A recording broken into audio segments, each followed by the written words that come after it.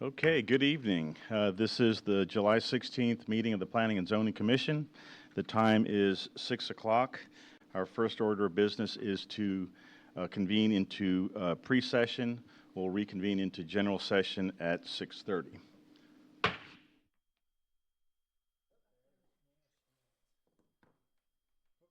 Are we live? Are we on? Yes, sir. Okay, this is our work session, and we'll kick it off with a roll call. Edmund Haas, Chair of the Commission. Commission members, Vice Chair Sue Blankenship. Present. Ed Marr. Present. Ken Hafeman. Present. John Dobmeyer. There's Cindy. He should be coming. They will never change that. And, Cindy. Cindy Bishop. yes, Cindy Bishop. Cindy, hi, you're in the virtual work Present. tonight. Hello, everybody. Okay. Hi, Cindy. And we're missing another name here. Sumit. Is Sim- Meet. He won't be here tonight. I don't, Okay. Okay, so I'll turn it over to Mary if you can introduce staff and then review the cases. all right, so myself, Barry Pearl Boswell, then we've got Matt Steer, then we've got Louis Raheel, Assistant Director of Community Development, Mr. Cole Baker, Civil Engineer, Mr. Bob Hager, City Attorney, and Ms. Cameron McGee, Board Secretary. And pizza. All right, so, I'll let Matt go over item 6. All right, yep, we go through the cases and we'll just give you a quick summary. So item number 6 is to consider approval of a plat for a batch plant.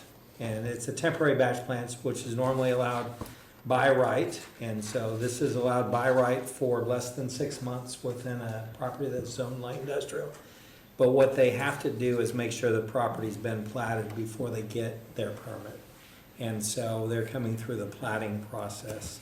So when they submitted their plat, they are asking for 2 exceptions. One's to the public road frontage requirement, and the other's the extension of water service to their property. So that's the reason why I'm bringing it before the commission, because normally we'd sign off administratively on a minor plat. But because there's these 2 exceptions, requires your approval. So anyway, that is what it is. It's temporary. They do plan on bringing their own water to the site, via truck, and then they'll put it in the tank and use it there and just do a temporary operation for less than 6 months. Are there no restroom facilities then? It's just the plant? Probably a porta potty. Got it, okay. Yep. And a temporary office. So we do plan on bringing forward a text amendment to the zoning ordinance, which would limit their temporary batch plant permit to once every 5 years for this property. So that'll be a forthcoming text amendment along with another one that we're bringing forward. Is that a text amendment for? The overall zoning Yeah. ordinance, yeah. And before they came with a special use permit, and that was a land use change request for that, and that was Correct. denied for land use. This is strictly platting. Right, so it's a special use permit before, and that was for 5 years, is what they wanted to do with that, and then a future land use plan amendment. So it's 2 parts to that request. Okay. Yep. And there are exceptions on this? There are exceptions. The public road frontage, typically you have, every lot in town has public road frontage, and that's to ensure they have access. Well, what they have is a 20-foot access easement through the adjacent properties, which leads to a public road, which is called Volley Drive, recently discovered street here in Coppell. So because It there's is the a rail public- line out front. public street, yeah. What if the adjacent landowner took away that easement? They wouldn't have access. would not have They cannot remove Right. that easement. Yeah. Yeah, because once it's filed with record, it's on the property, it's not. Yeah, tied, Yeah. it's George tied. can't undo You can it. abandon it, but But Yeah. only the property owner can abandon it, not the one who granted it. the benefit the state, not the Right. burden the state. So, Yeah. that was for some, So they have noted also on the plat that a replat would be required when they do a permanent use on the property. So that would plat fire lanes, 24-foot fire lane on site, and then from this property to the public road as well. So that's for future, for when they do create a building site. This is just a temporary site. Gotcha. That concludes my pre-meeting presentation. Has the applicant indicated that they intend only to do one? I did tell them that that might be a question that comes up tonight, and so they're ready to address it. I think Any it's more questions? project specific. Okay. Because I think they're a contractor for I-35 improvements. That's why Yeah. this is a big deal for them. Mhm. Because they have a contract, I think, with whoever that contractor is to split concrete. Yeah. And I also think they already have a lease on this property. Okay. So, Any questions by the Didn't commission? don't they own the property? I Last think time when they brought it through. they've got a long, They contract. bought it without plating it? I think it's under, I think it's they I think they leased leased it. it. they've leased it, yeah. I think Steve Kimbrough still owns it, I believe. No, it's Haas, Jason Haas, Oh, is yeah. it? Eddie's brother. How's that spelled? H-A-S. H-A-S-S? I think so. No relation. Haas, I don't know what it is.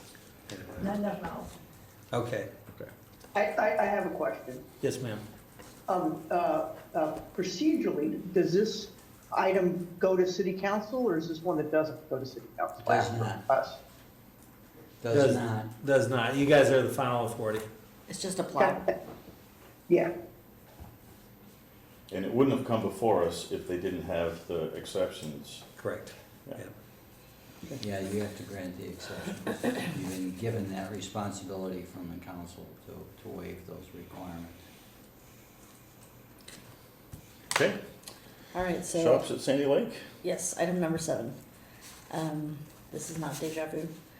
So, shops at Sandy Lake, they're proposing essentially very similar in terms of 14,480 square foot building, one building.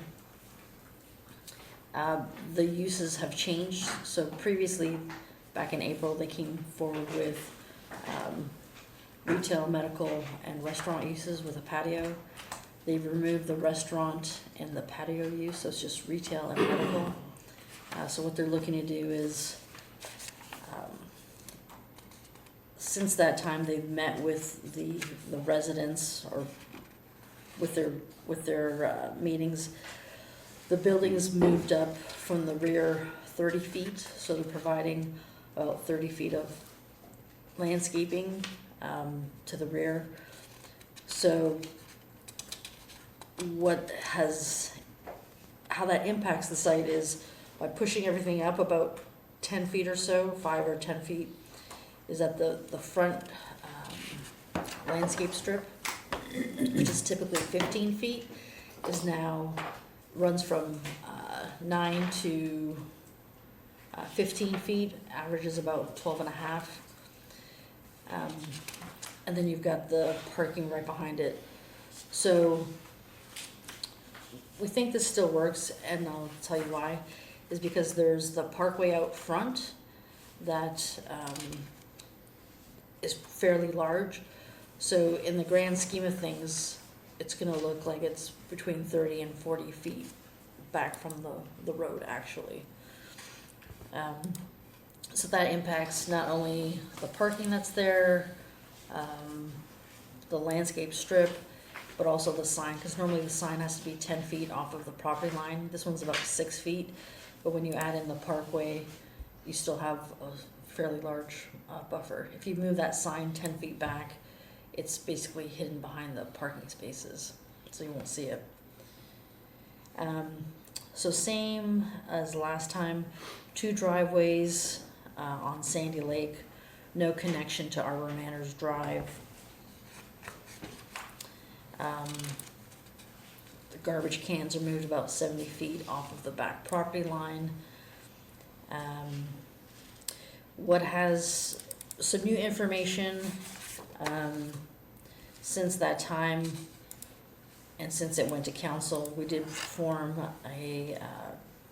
we hired a traffic engineer to look at, study the traffic in and around the Arbor Manor subdivision. So they looked at, do you wanna say a little bit about it? Cause it's kinda your thing, or you want me to just? Sure, yeah, we, looked at the concerns the residents had brought up to us. We looked at the delays exiting the neighborhood. We looked at traffic signal warrants for Arbor Manors intersection, intersection of Arbor Manors and Sandy Lake Road, and also the intersection of Braywood and Denton Tap Road. Neither of those intersections meet signal warrants, either under existing conditions or under proposed conditions if this development were to go forward. We had them look at whether there was any evidence of cut-through traffic through the neighborhood, just because that was something the residents had mentioned. And based on their review of the trip counts and their field observations, they didn't see any evidence of cut-through traffic in the neighborhood. What else did we look at?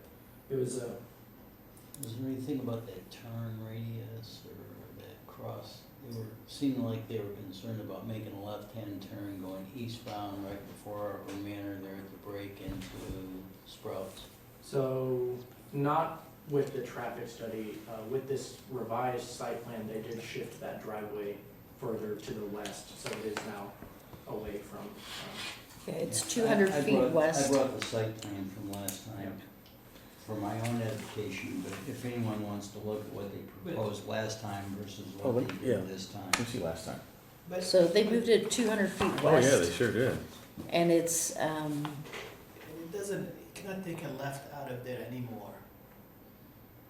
so Well, you it could, doesn't line up there, Yes. so. No, you it's have to further go in the- out in and the then go median. Yes. around. Further. Yeah. So you cannot take a left, you take a right and then you make a U-turn to come Right. back. Right. or you can, they have a connection with the Verizon building next That's- door. that's Yeah, more they have a shared utilized access, that way. yeah, and they can make left turns through that driveway. That's more utilized yeah.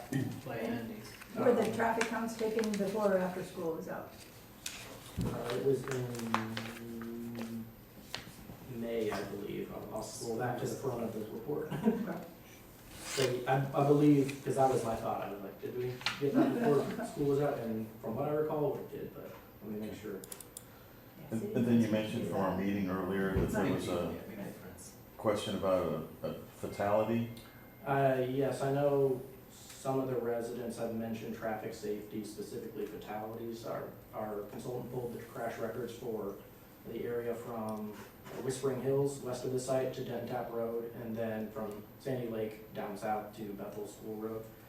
For the past 5 years, there's no fatalities within that range, no serious injuries. There are other fatalities that have happened in town, but they're farther away outside of the limit of the study area we looked at with this, not adjacent to this development.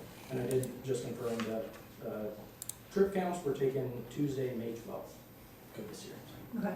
When was the last day of school? Weekly. Okay, good. Okay. So, after the staff presentation, I'll probably just call you down and you can give the summary. So there's still like a screening wall at the back separating the two properties. What else are we looking here? They're planting it, so with this, new layout, they're actually saving about 55 trees, planting another 31 trees, and then they're planning on planting 71 Nellie R. Stephen, along the rear property line. So you're not only gonna have the trees, you'll have the Nellie R. Stevens and the screening wall within that 30-foot landscape buffer area. Didn't he also have a parapet wall on the back of the top of the building to hide the HVAC? I can't recall. Was the parapet in the front? I know it's in the front, but I can't recall if there was one on the back. They may have added, or were willing to add one, but I can't remember. I can't remember. Yeah, I don't Okay. Doesn't recall. look like it. Doesn't look like it, no? Yeah, Maybe. Might be one. but if you ask them, I'm sure that's something that they would definitely consider. Okay. So the building, nothing's changed from when you last looked at it.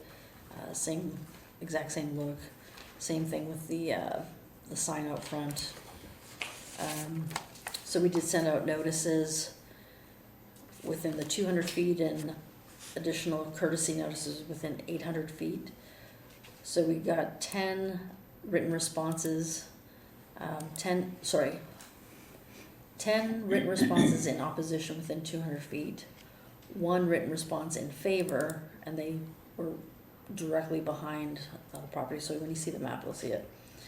And of the courtesy notices, we received 2 written responses in opposition and 1 additional one that didn't have an address, so I couldn't tell if it was an 800 feet or more or less or whatever. So same opposition because of traffic, loss of the green space, quality of life, noise type of things. So we are recommending approval of this one with the following conditions. Detailed engineering review at the time of full engineering submittal, to allow the landscaping as shown on the plans, because that was a PD condition, to allow the monument sign to be constructed as shown. The downstream drainage analysis will need to be updated to address staff comments, and any other signage would need to meet city requirements. So with this one, staff will do a presentation. The applicant also has a presentation that they want to give, and then some of the residents also have a presentation that will be that they'll walk you through. So we do have one resident that is going to be here via Zoom, and so I think he's probably going to do the presentation, either him and or some other people. So we'll see how that goes. But yeah, so we'll have 3 presentations on that one. But we'll do the staff presentation, questions of the staff by the commission, then open it to the applicant. Yes. Yeah, okay. So is the easement, the cross-access easement shown, that's, is that a permanent easement? Because it has temporary, but is it only temporary for construction and maintenance? Right. Okay, but it's permanent for cross-access? Yeah. Okay. And then item number 8 is essentially the replat, so companion item to the shops at Sandy Lake. Typical, it'll show the fire lanes, water easements, drainage, everything else that they need to do to build the building. You want to go over any questions by the commission? Okay. Do you want to go over items from city council? Yeah, so, sorry, one more thing, apologize. So on your chairs over there, there's this. It's basically the responses that I was talking about for the case. I just made copies, so if you guys want to take a look through it, you can. And the first one was the one, the resident in favor of the proposal. Correct. Yeah. Okay. Does he, within the 200 feet or 800? They are 200 feet. They back up to this property. And when did this originally come in? First time? The first one, it came to, Like March, March, April. I think March. March with P and us, Z, then April council. City Council. Okay. Refresh my memory on that memory, the city council denied. We Correct. approved it and they denied it. Yes. On what basis? Do you remember? Some of the council members thought that we could move it forward a little bit. They thought that would be more of a buffer like they have now. And they were concerned about the restaurant. Now it's gone. So I think a lot of the council's concerns have been addressed. Now, I don't know what they'll do. But I remember those comments, Yeah. Yeah. that those were. So council was this last Tuesday. The only item that went from us was the ordinance for the St. Constantine School, which was approved. Okay. Okay. That's it. So we will have somebody signed up for citizens appearance that might have a very unique opinion. If you've heard some of the social media, So we're gonna just give him the 3 minutes and move on with no reaction. We're just gonna move on. He may try to We'll make try to bait comments, us. try to bait any individual by maybe commenting about your appearance or my appearance or someone to get someone to react to him. So it's social clicks that he's after. I've seen him in other cities, and so, yeah. He's been before the council before that. I think this is the first time he's visited us on Thursday. Aren't we lucky? I don't think we've had anybody speak for citizens' appearance since we. Been a long, long Yeah, time. yeah, I can never a long remember. Yeah, and I it's don't- kind of, is somewhat silly, because almost everything we do requires a public hearing anyhow. Yeah. Yeah. And we certainly can't do anything about the tax rate or other things that Yeah. people generally have for grievance. So anyhow, It's important to be heard. yes, no matter where and, Is he a citizen of Coppell? no. He is not. So if you saw the video from how we've used council, what, a month ago? 2 months It's been- ago? It's been a It's while. been a We while. adopted some rules to govern behavior, and we haven't seen him since we've adopted those rules. But that's Do we for have those? council. Do we That's have for those council. rules? Wait. No, but we can make them, we could give you those rules, Okay. and you could adopt them, because you are supposed to adopt your own rules. But I will read the 3 minutes, and there's Yeah. something there in the last sentence there that says about decorum, something like that, so. Yeah, hopefully our muscle will show up tonight. I'd ask, Mary and I asked that we have a police officer, because I don't want you guys to get involved. If he There starts, was somebody outside. if he's starting to misbehave, then Eddie, call on him and let the police officer handle Good idea. it. Yeah. Yeah. Any other questions? All right, with that, 6:22, I'll adjourn the work session. We'll wrap up for entertainment at 6:30.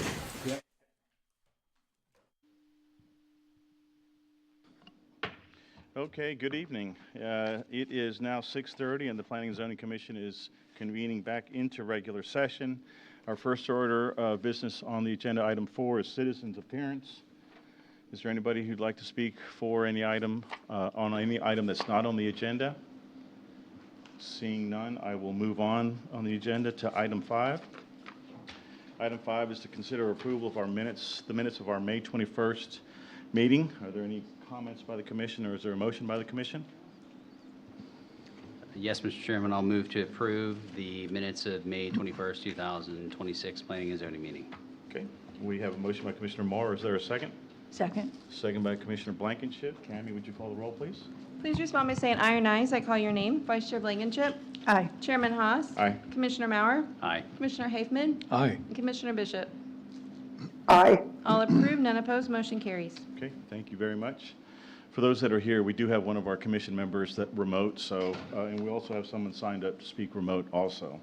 So item 6 on the agenda is to consider approval of Ready Mix Edition Lot 1, Block A minor plat, to plat the property and associated easements with a variance to the required public street frontage and the required public utilities extended to the site on 4.47 acres of property located on the north side of East Beltline Road, north of the Dart right-of-way, approximately 1,200 feet west of the city limit line, at the request of Steve Magliescu, okay, close, of Estrada Ready Mix Concrete. We have a staff presentation by Mr. Matt Steer. Matt? Mr. Chairman, Commissioners, good evening. This is a request to plat the property for the purpose of obtaining a building permit for a temporary batch plant to be in operation for less than 6 months. A temporary batch plant is allowed by right within the light industrial district, provided it's not in operation for greater than 180 days or 6 months. For reference, the one that was recently denied was for a batch plant that was greater than 6 months. They were actually asking for a 5-year batch plant. Because this is for a temporary use, a site plan and replat will be required for a permanent use when a permanent use is applied for. At that time, a 24-foot fire lane and mutual access easement and a water line easement will be required for accessing utilities, respectively. The applicant has noted this on the plat. The current easements are, on the site, are a 20-foot ingress and egress easement that leads from Volley Drive to the site. There's a 40-foot Lone Star and gas easement and a 20-foot TRA easement. Staff is recommending approval of the minor plat with the exception to the public road frontage requirement and the utility extension requirement. That concludes my presentation. I'd be happy to answer any questions. Very good. Thank you, Matt. Any questions of staff by the commission? Okay. Is the applicant here to present the case?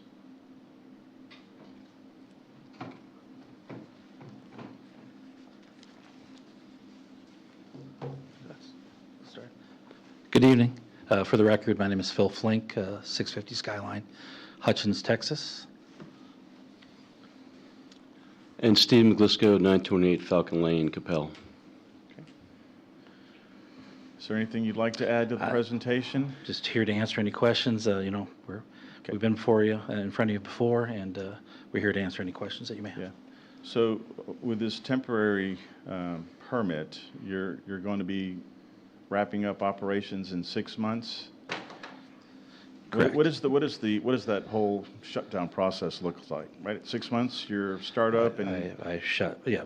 So I guess to give you a little more detail, the current project that we have in mind for the use of the plant has a 6-month time frame based off actual working days that we've done this project for 2 consecutive years. We've hit our numbers, dates for the last 2 years.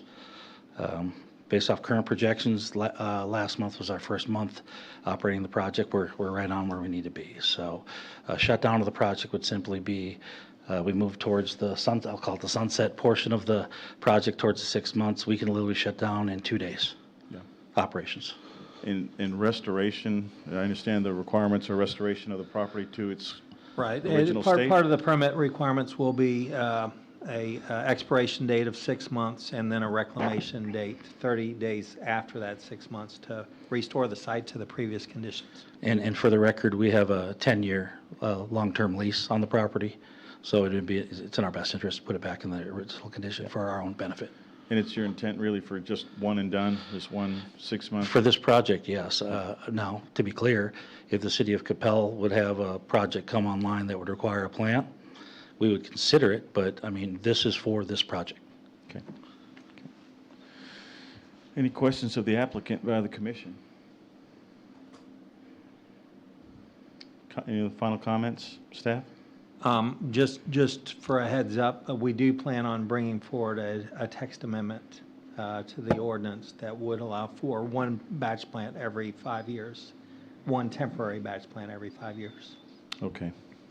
Matt, would it be, as part of this application, would it be appropriate to add an action plan for, okay.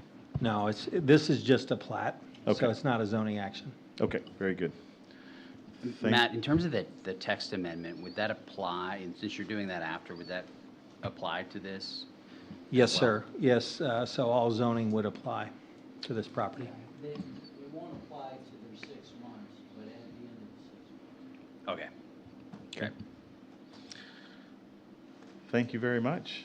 Best of luck in the operation there and for the temporary permit. Appreciate your time this evening. Thank you. Okay. Any final discussion or motion by the commission? Yes, Mr. Chairman, I move to approve Ready Mix Edition Lot 1, Block A, minor plat. Okay, we have a motion by Commissioner Moore. I'll second it. We have a second by Commissioner Hafman. Cammie, would you call the roll, please? Please respond by saying aye or ayes. I call your name. Vice Chair Blankenship. Aye. Chairman Haas. Aye. Commissioner Mauer. Aye. Commissioner Hafman. Aye. Commissioner Bishop. Aye. All approved, none opposed, motion carries. Okay, thank you very much. Okay, item 7 on the agenda is a public hearing. This is to consider approval of PD-214R11-C, the shops at Sandy Lake, a zoning change request from Plan Development number 214R2-C to PD 214R11-C to allow a detailed detailed plan development of a 14,480 square foot commercial center with retail and medical uses on approximately 2.03 acres of property located at the south side of Sandy Lake Road, approximately 560 feet west of Denton Tap Road, at the request of Peak Coppell LLC, in being represented by D.R. Rankin. We have a staff presentation by Miss Mary Perone Boswell. Mary? Good evening, Chairman and Commissioners. So this property was, excuse me,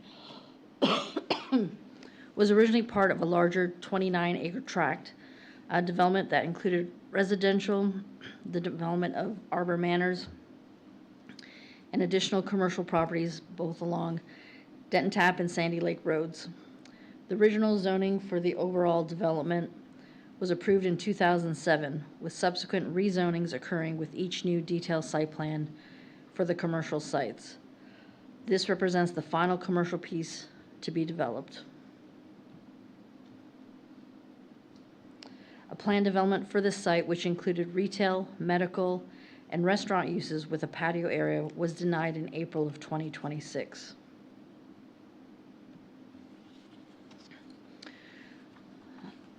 So what you see here up on the screen is part of, on the left is part of the original PD, and on the right is what they're currently proposing. So I'm going to kind of go through the differences and what's changed from the original PD. So the original PD shows two buildings out front adjacent to Sandy Lake versus the current proposal with one building at the rear of the site. The original PD shows parking at the rear of the property versus the current proposal has the majority of parking out front with some at the sides. The original PD shows two driveway entrances off of Sandy Lake at the western edge and a shared driveway out to Arbor Manors Drive. The current proposal also has two driveways along Sandy Lake, one shared with the Verizon lot on the western edge of the property, and the second is approximately 200 feet west from the Arbor Manors Drive and just west of the turn lane within the median of Sandy Lake Road. There is no shared driveway connection to the residential via Arbor Manors Drive.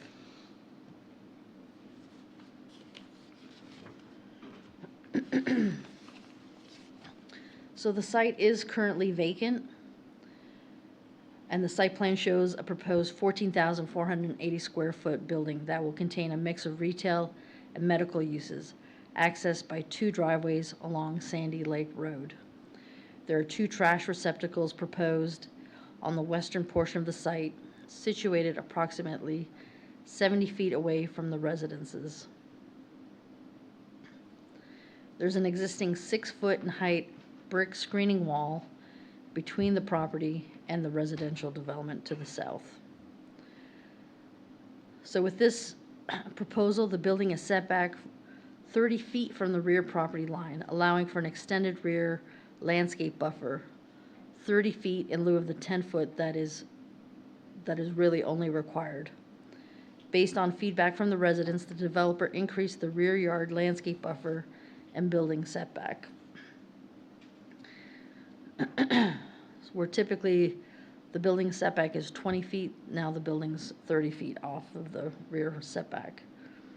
In the time since the previous submittal was made for this property, the city engaged a traffic engineering consultant to study the traffic in and around the Arbor Manor subdivision per council direction and in response to residents' concerns regarding traffic conditions in the neighborhood. In particular, the study examined delays exiting the neighborhood, potential cut-through traffic through the neighborhood, and the impact of potential development of the vacant Arbor Manors commercial property. The study did not find evidence of cut-through traffic using the neighborhood streets to bypass the intersection of Sandy Lake Road and Denton Tap Road, and the study did not recommend installing a traffic signal at the intersection of Denton Tap and Braywood Drive. Phase 2 of the study, looking at a warrant analysis for the intersection of Arbor Manors Drive and Sandy Lake Road, and the impact of potential development was not finalized at the time of staff report writing. I believe later Mr. Cole Baker will be giving us an update on that study.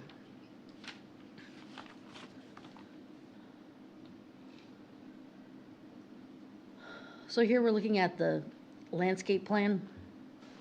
Based on the feedback from the residents, the developer increased the rear yard landscape buffer and building setback. In order to accommodate this increased landscape at the rear and maintain the parking count, there is a proposed PD condition to allow the front yard landscape as shown.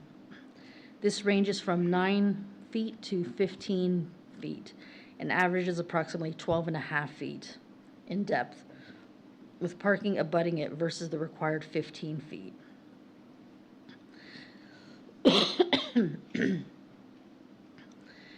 The parkway along Sandy Lake Boulevard is approximately 24 feet in depth, so the landscaping out front will be approximately 30 to 43 feet when you include the parkway, so staff has no objection to this request. Again, there is an enhanced landscape buffer at the rear of the site where normally only 10 feet is required. The developer is proposing more, with the building being 30 feet from the southern perimeter. The eastern perimeter will see a large number of trees being preserved. Additional trees along the southern perimeter will also be preserved. In total, we have 55 existing trees that will be saved on site, an additional 31 overstory trees to be planted on site. Then if you look to the rear of the property, 71 Nellie R. Stevens will be planted to provide additional screening along the southern perimeter.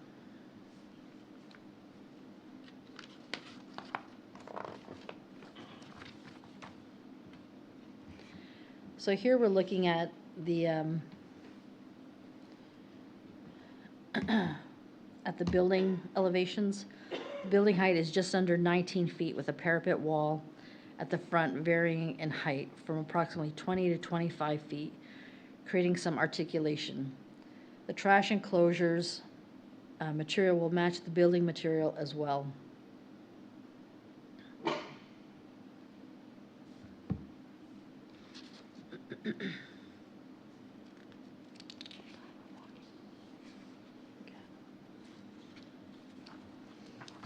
So the building will be a combination of brick, aluminum storefront with a dark bronze metal fascia and trim.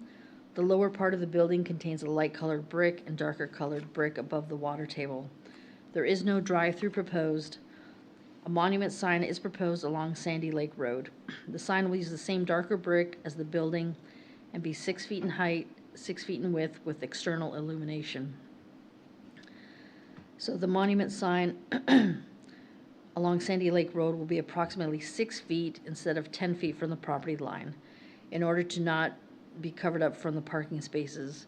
And this is all due to the reduced landscape along the front. However, because of the parkway, which is 24 feet in depth, the sign will be at least 30 feet from the road. So staff has no objection to this request either. There's no other signage presented for the building. Any proposed signage will need to comply with city requirements.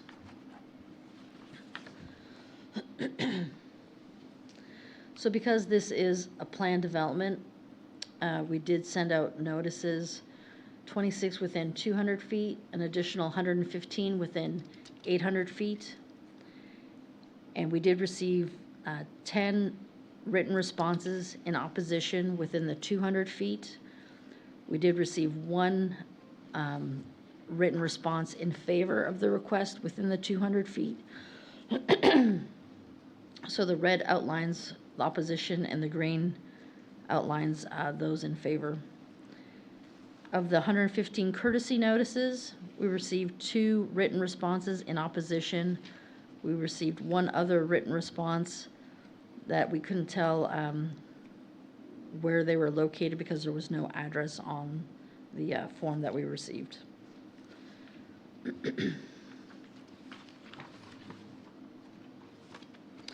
So staff is recommending approval of PD 214 R11-C, subject to the following conditions. 1, the detailed engineering review will occur at the time of full engineering submittal. 2, to allow for the landscaping as shown on the plans. 3, to allow for the monument sign to be constructed as shown on the plans. 4, that the downstream drainage analysis will need to be updated to address staff concerns, or comments rather. And 5, that all other signage will meet city requirements. So that is the end of my formal presentation. I think Mr. Cole Baker is available if you have questions about the traffic. Okay, very good, thank you.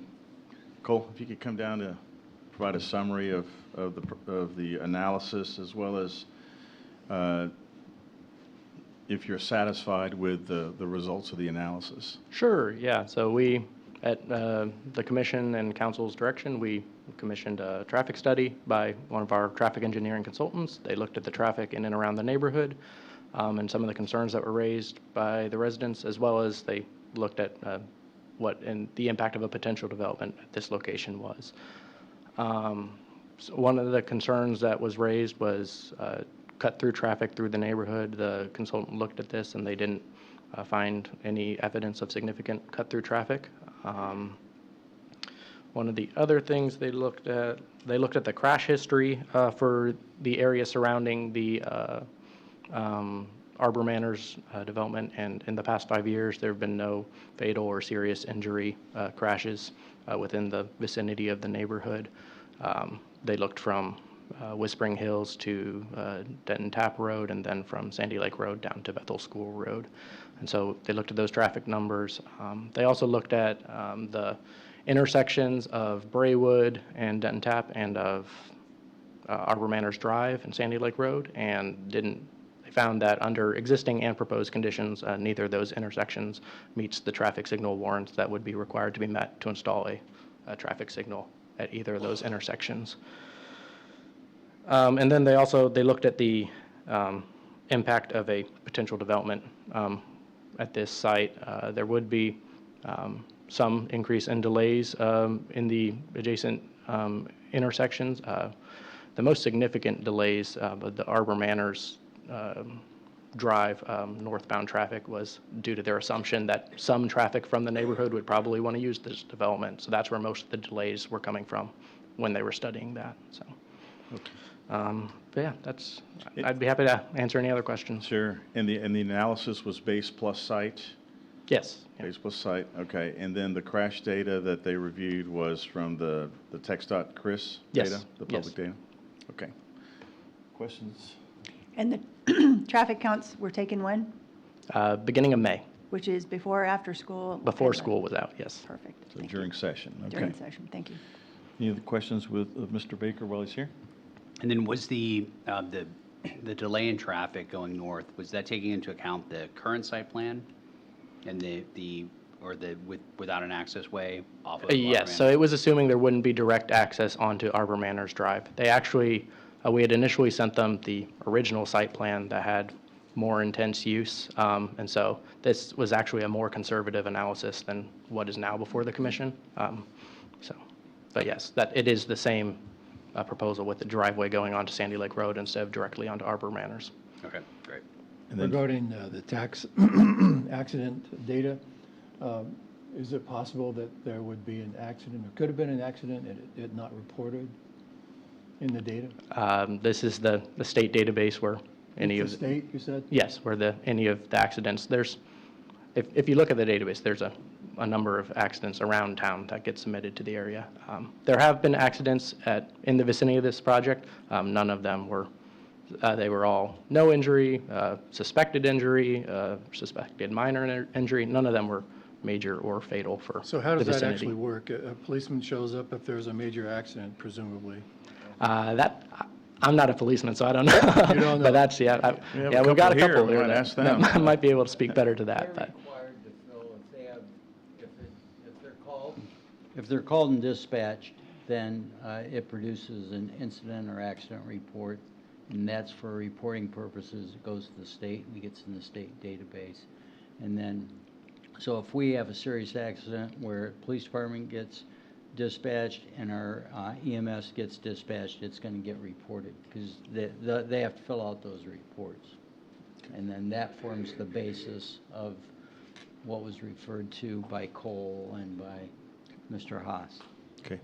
And then the final question I have is the trip generation in the analysis, that was of shopping centers less than 40,000 square feet? Yes. Okay, so that has a higher trip generation rate than the 720. Okay, very good. Any other questions of Mr. Baker? Okay. Thank you very much, Cole. Thank you. Okay, any questions of Mary and the overall application to staff? Yes, Mary, in terms of the downstream drainage analysis, can you talk more about what the concern is around that? Mr. Baker would be happy to answer that question. Oh, okay. We had some minor comments for the applicant. We haven't revisited that since their initial application. We don't have concerns that it will be able to be resolved. It's just something that we would look at during detailed engineering review. Okay. That's where we typically look at all the details of detailed engineering design, so. Got it. Great. Yeah, that's what I assume. I was just interested why it was called out. Yep. We want to keep track of it, so that's, yep, better safe than sorry. For sure. Yep. Sounds good. And final question for me, Mary, regarding this updated site development plan. It considers some of the comments from the previous one, so it's better than the previous application? It definitely addressed some of the residents' concerns regarding landscaping, access, moving the driveway further west, creating a greater landscape buffer, preserving more trees. I removed the restaurant use, which they seem to have an issue with, and the patio. So I think a lot of their issues have been addressed with this proposal. Okay, very good. Any final questions of staff by the commission? Okay. Is the applicant here to present the case?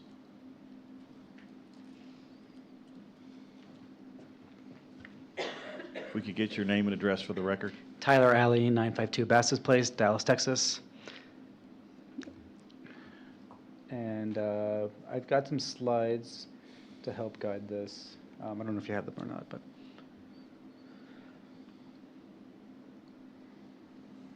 Perfect. Awesome. Next, okay, got it.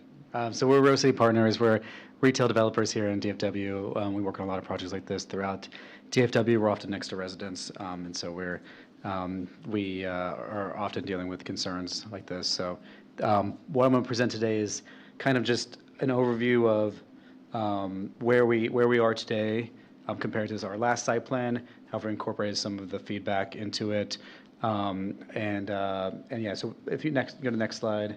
So these are the projects. This is just the type of projects we do. They're your normal retail centers, all masonry, structural steel, storefront glass. So we try to use the highest end materials we can. Next slide. I'm sure you guys all know the location at this point. We can go next, Mary. So this is our current site plan. We've had a lot of adjustments to this over time. I'm going to try to catch some of the major stuff as we go through it. But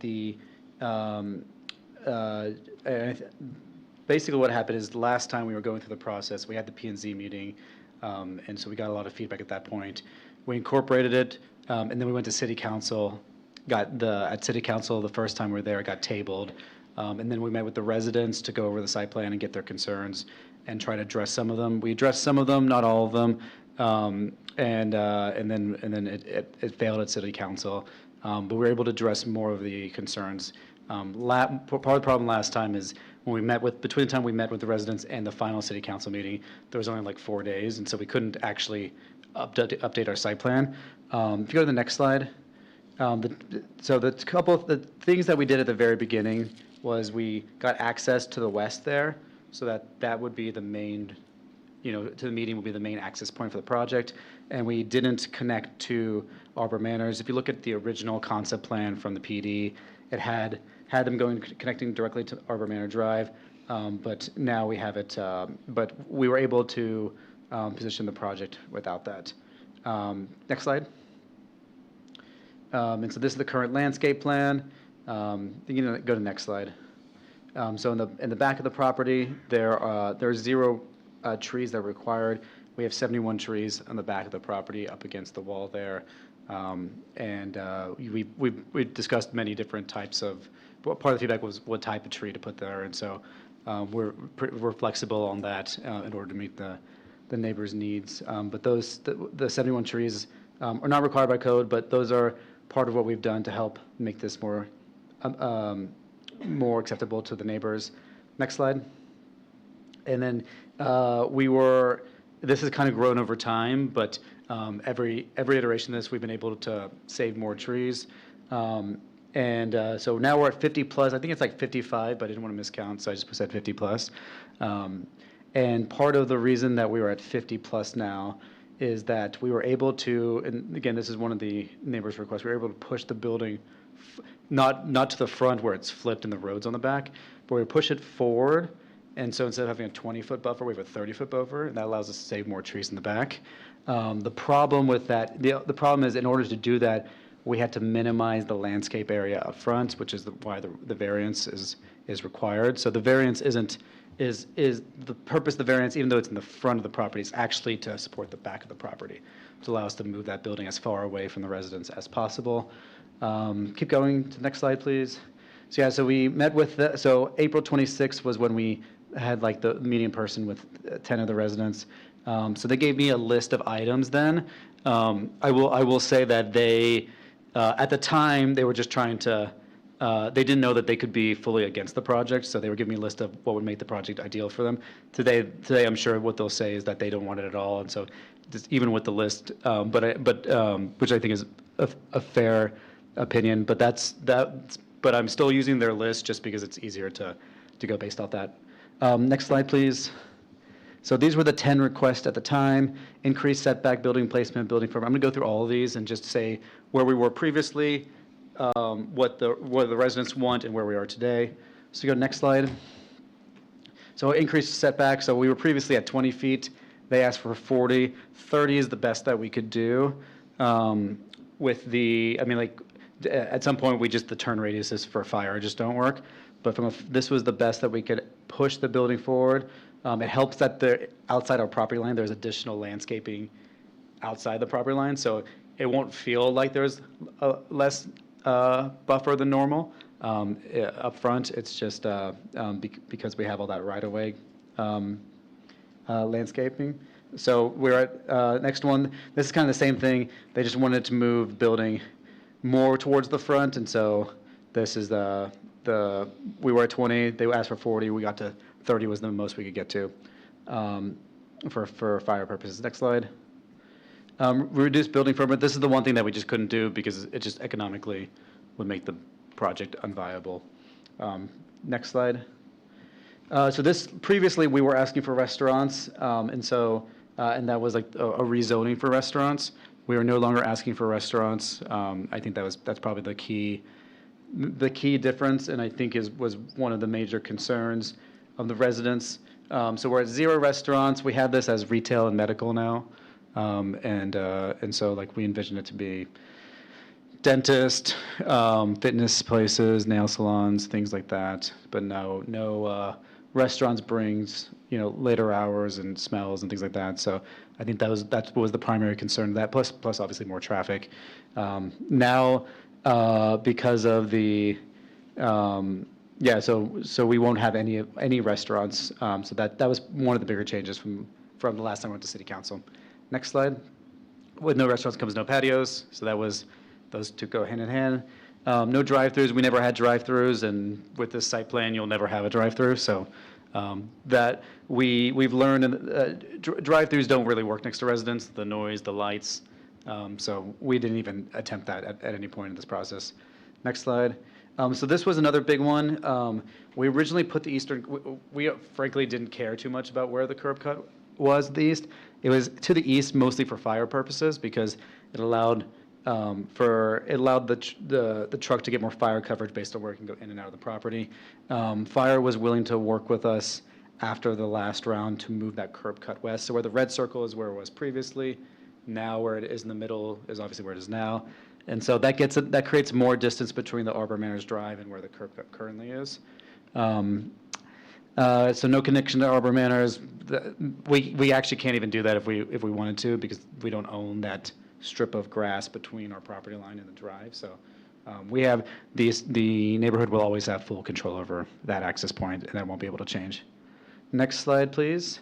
The wall height. So this is one where we were willing to provide $25,000 to the HOA. Ultimately, the wall is on their property, and we don't.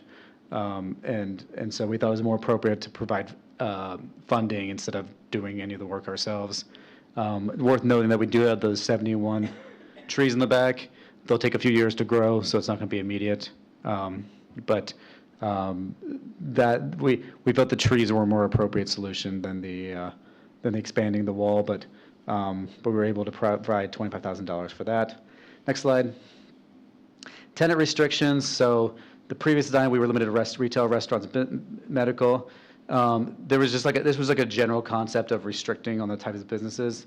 So we've limited this to retail and medical, but I don't know how to do this, but there are, what the best way to do this, it might just be, you could just do use restrictions separately through a separate instrument on the project, but like we never leased to like smoke shops or tattoo place or things like that anyways, so like we're perfectly happy to restrict the negative uses. This is a expensive building, and they can't pay those rents anyway. So we will only really the higher end tenants can work here. Next slide. So this is just kind of like a recap. So the ones in blue are the ones where we felt we compromised. We were at 20, they were at 40 feet. We got compromised at 30 feet, or we're presenting one. 4, 5, 6, and 8 are the ones that we agreed to. The other ones we couldn't really do is we couldn't remove the second entrance. That was just a fire, per city ordinance, we can't do that. And then building footprint is the only financial one that we just couldn't. It just financially doesn't work. All the other ones we either gave on them or we tried to at least get as close as possible to it. We're happy to be flexible on some of these, like even like tenant restrictions. Like again, I don't know the best way to do that, but so that was our attempt to address it. Some of these things we would have addressed for city council last time, but we weren't able to because we just didn't have enough time to do that. So once we restart the process, we were able to adjust. And so the current proposal from like the very original concept plan in the PD, just to show some of the improvements. One of the questions we got last time was, which one's better, the original PD or this one? I think these are all the reasons I think it's much better than the original. You have the access to the western property, which the original didn't have. We flipped the building from being a long sandy lake and having all the cars by the residents to flipping it so that the building acts as a buffer for the cars. We have a 30-foot rear setback, which is, I think the original concept plan had like a 5-foot set, like a really tiny setback. The 71 trees installed at the rear boundary, 50-plus trees saved. There's no Arbor Manors Drive connection, no drive-through. The $25,000 to HOA for screening improvements. We're also going to have the HVAC units screened as well. I think that was a concept that came up last time. And so we went through this process last time. I think City Council ended up being a 3-3 vote. And so I think we've tried to address as much of the residents' concerns. Obviously, the residents are still going to not want the project, which we appreciate and understand. But if there's any other concerns, I'm happy to address them. I was trying to be as comprehensive as possible. But sure. If you have any questions, happy to answer them. Thank you very much for all the work you've done to the plan since the previous round of public hearings and trying to address all the comments. And so certainly appreciate that. I had 2 questions. Yep. One, what do you see as the hours of operation under the new retail medical use? We haven't most of our tenants are going to be call it like I would say like 8 a.m. to 7 a.m. type uses, sorry, 7 p.m. uses. Yeah, not 23 hours, 8 a.m. to 7 p.m. I would like think like a, I think maybe like a nail salon might open a little early and go a little later. Like might be the latest. You're not going to really have many like, not going to have any like, the restaurants would be like the 10 p.m. users. I'm trying to think if there's anyone who needs to open like really early. I don't think so. I think most of them are going to be, and I think on the weekend we're actually going to, like, given the uses, we may not have as much because the restaurants tend to be the weekend uses as well. So I think we're going to have a lot more Monday to Friday daytime use tenants. I think that's the only thing that really makes sense for, and medical will be half the building, and so that falls in that category. I was looking at the building elevations. In your HVAC is going to be on top of the building? We haven't. So right now, because we've had all these changes, we've like paused the leasing conversations because we want to know what we're actually going to offer the tenants. Our plan is actually to see if we can get the tenants to put the HVAC on the ground between the wall and the building. We now have a 30-foot buffer. And so I think it actually is probably most appropriate to go there. I don't want to I don't know if there may be reasons why that can't happen in some cases, in which case they'd be on top and they'd be screened. But I think ideally they would actually go behind the property in that space between them. And then between the trees and the wall, that like the noise shouldn't be an issue at all. But that's what I ideally would happen. So, but if you change your mind, you put them on the roof. Yep. Is there a parapet wall on the back side? Would you install one to kind of hide all that? Yeah, we would. Okay. So yeah, the last item on that list was that there'd be. It may not be a parapet wall. It's probably more of a screen. But yeah, the plan would be to screen it, or at least that we've proposed screening it, and we'd work with the staff to come up with like what does screening mean in Coppell. But yeah, there are multiple options, but you won't see HVAC units is kind of the point. Okay. Thank you. Any questions by the commission to the applicant? Cindy? No? Okay.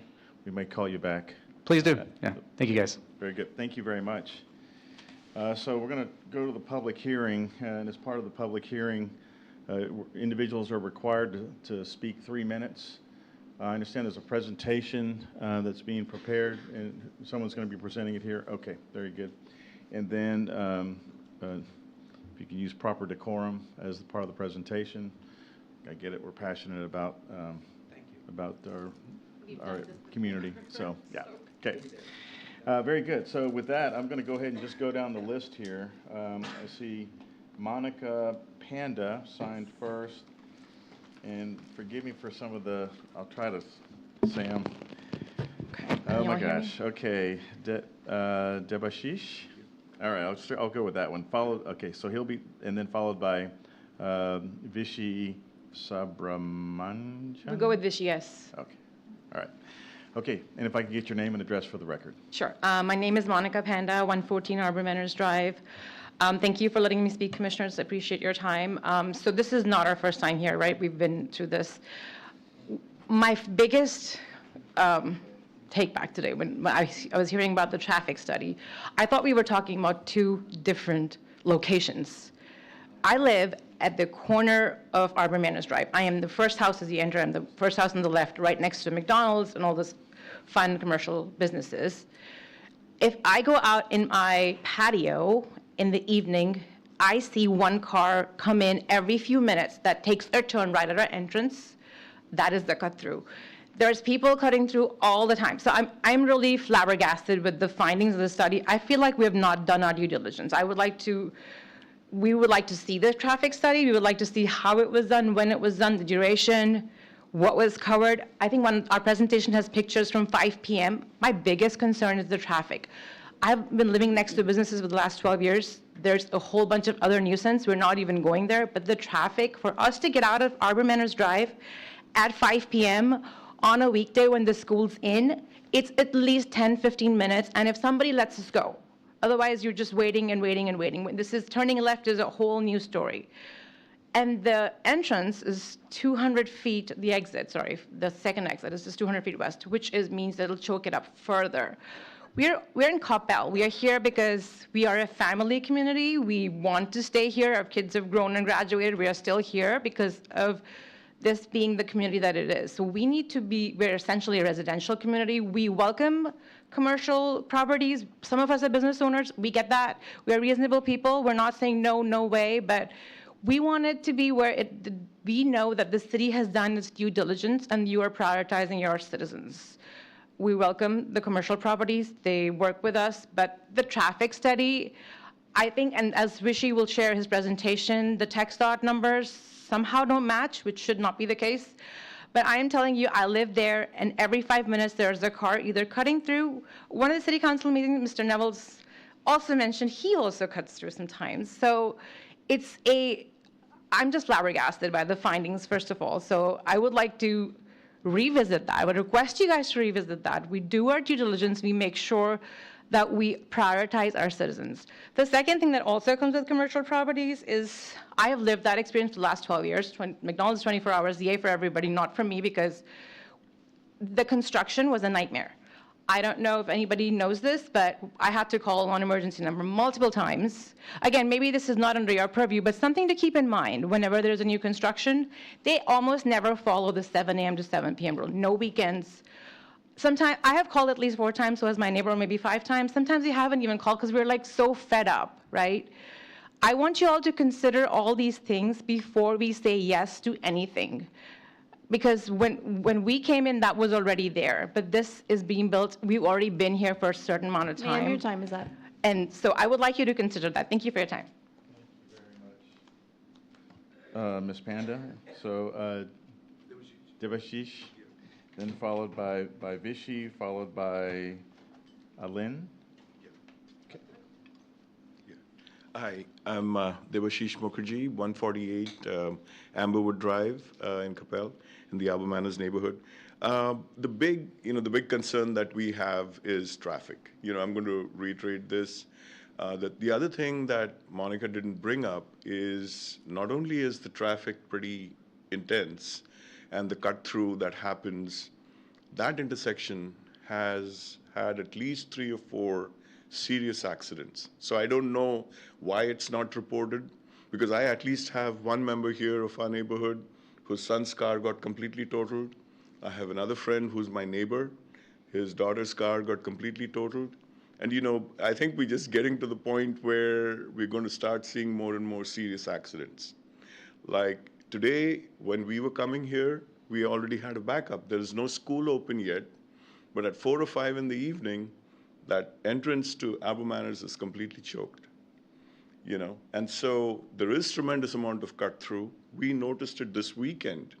We were going from home to home trying to see if people need any help to complete the survey.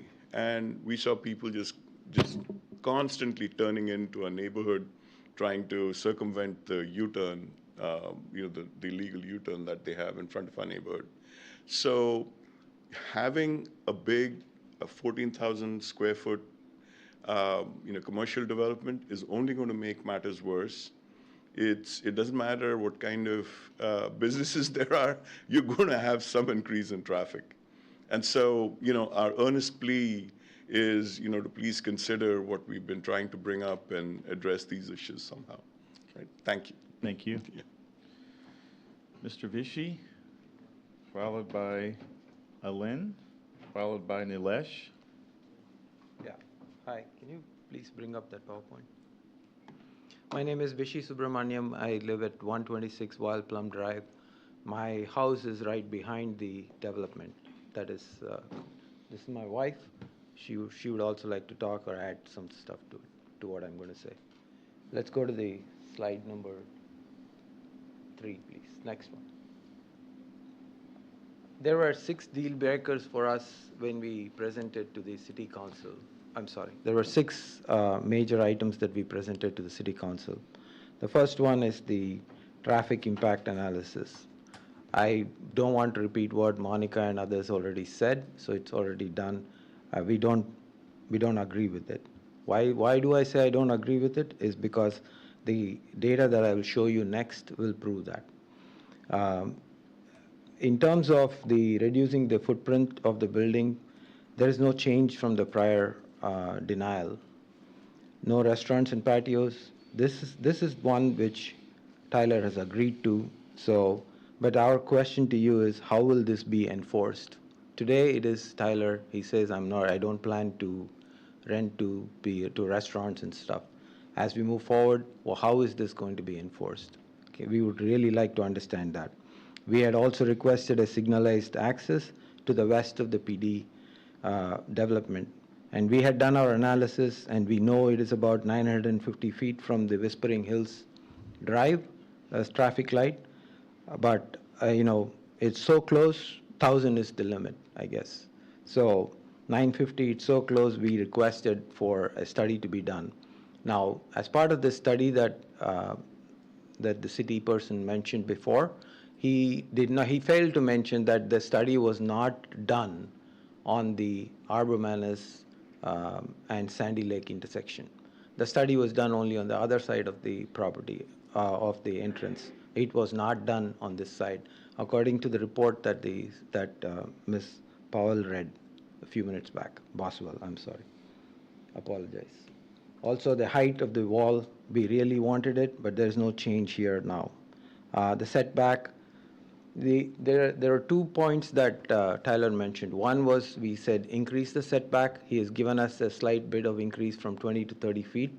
The second one was move the building to the front of the development, which was what the original PD asked for or called for. Said put it in the front, do not put it in the back. The idea was, I think, I wasn't here at that time, the idea, I think, was to have the building in the front so that it's as far away as possible from the property, the landowners.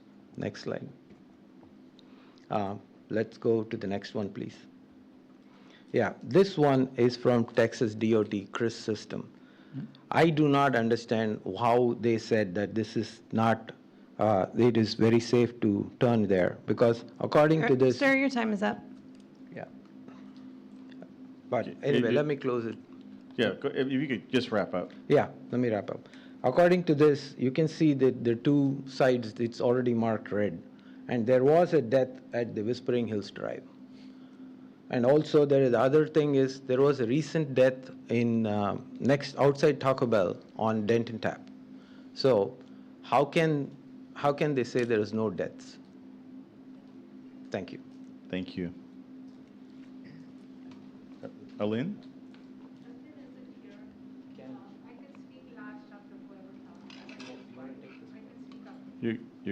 You want to switch? Okay, that's fine. Nilesh?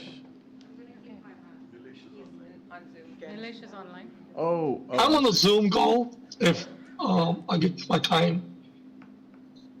I'm sorry, could you say that again? I'm over the Zoom call. Yes? Okay, you're up. Okay, great. Thank you so much, everybody. And thank you, Mr. Commissioner and the PNZ team. My first thing is the PNZ should be absolutely disapproved. Okay, no matter how much Ms. Boswell have talked about championing the developers' steps here, they make no sense because the last PD was cancelled. We requested for the old PD. We don't want this project at all. It doesn't make sense when there are so many retail spaces vacant available. The city's interest, and especially the PNZ's interest, should be looking out for bringing businesses to help residents and not help business to work residents with them. So that's one thing being said. This developer has no interest in the well-being of our community members. He is chugging along just to check the water with hundreds of planning the parking spots getting approved from all of you committee members. That is absolutely ridiculous. Okay, it's a 2-acre parcel which is absolutely like an armpit in the junction of Sandy Lake and Denton Tap. I would request all of you to consider the best interest of the residents' daily life. And this footprint needs to be brought down to 50%, and the building needs to be set towards the front, northwest, next to the Verizon, across from Andy's and State Farm Insurance Agency. this developer is not doing any favor. He's not the landowner. He's trying to build a business on top of the landowner who is somebody else. So there is no reason to have sympathy with this developer because he's moving 10 feet along. This is not American football to get 40 yards. Okay, this is our life. We live here. You're setting this building for our failure, our children's lives. So you need to look at this from the biggest empathy and sympathy for the residents first and not for this developer. His revenue is not going to be the one which is going to bring the vibes for city's success. Sir, he you have is 1 bringing. minute. You have 1 minute. Okay, you let me finish, then you tell me 3 minutes over. You're interrupting me, ma'am. Please hold on. Okay, so this needs to be cut through. This project needs to be completely squashed, and we don't need any businesses in any sense. Okay, we need city planning, zoning, and city council members to please understand we are not against city's progress, but this location is in absolute wrong position, and blessing this developer to bring 14,000 square foot of retail space, I will say as a resident and the best wisher, you are doing mistake. This needs to be completely rejected, and this planning needs to be set back to at the most 7,000 square foot across from Andes to the northwest with the signal access. And then if you look at it, the centered exit at the property line right now, you know, they gave hard time last time when we did it. Now they are saying it's possible. Sir, all your these time things is are, up. you know. If you could wrap up, please. Okay, please reject this proposal, please. Thank you. Thank you very much there. Okay. Are you a Lynn? You're a Lynn. Okay, you're going to yield your time to her. No, there's Atin, she's Atin's wife. There's Shanti, and she's going to speak before her. She wants to go last, she has a mask on. Okay. She wants to leave after that. Yeah. Gotcha. Okay. If I get your name and address for the record, please. Yeah. I'm Shanti Subramaniam, and I'm at 126 Wild Plum Drive, which is right behind this proposed development. And I can tell from our own experiences in the neighborhood, there is a traffic issue. I don't know when they did the study, but I can tell you that even last time when we spoke with the previous item, that there was so much traffic you can't even see to the back. And having a new development of that size is going to be really bad for the community. It's really not good for Coppell. We are talking about bringing down so many trees. We're talking about affecting safety of the residents, and there is no business need. There's so many empty commercial spaces, as was discussed. The traffic is projected to increase by over 40%, and currently it's 17,000 vehicles per day. And this is exactly the basis on which that property was advertised when the buyer bought it. That is a significant amount of traffic, and to have that and then have that further increased is not good for our community and safety for our residents, our children, and everybody who's there, especially making left turns. If we don't want this development, if we have to have it, it has to be under very safe conditions to add a traffic light, because that slows down the traffic that's coming, allowing people to make left turns into the neighborhood and to come out of the neighborhood safely. Otherwise, we are struggling with the increased traffic. Please don't do this to us. You still have 1 minute. There are pictures in there, Shanti. There are some pictures there. Can you please go through that? Yeah, further down. Go. Yeah, this is taking, this is Okay. a picture. Go ahead. Yeah, this is the traffic on Sandy Lake around 5 p.m. eastbound. And this is the issue. Nobody even clears the junction for us. People make U-turns, and we're trying to turn left or right, and there's these U-turns that are being done. I know there's signs posted, but this creates a further safety issue. By adding more traffic, this is only going to worsen. It's not going to make lives better. And that is, so if we don't want to have a wall, we don't want to have restaurants, we don't want to have this kind of view, we don't want to have rodents, we don't want to have these smells.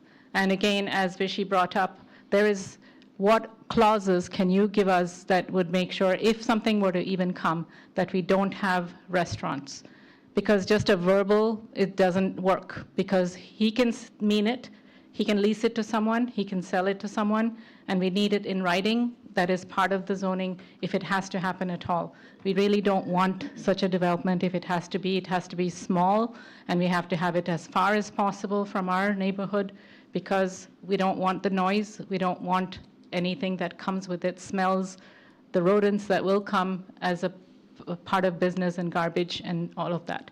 As Monica brought up, garbage, although it's supposed to be taken at a certain time, it's not, they don't respect that. They come earlier, they disturb people, and we don't want that. We all work very hard to make the money that we make to pay for these properties and the taxes. And we sometimes work late hours that we don't want to have this disturb our lives. Thank you. Okay, thank you very much. We had another person that signed up, Prakash? Yes,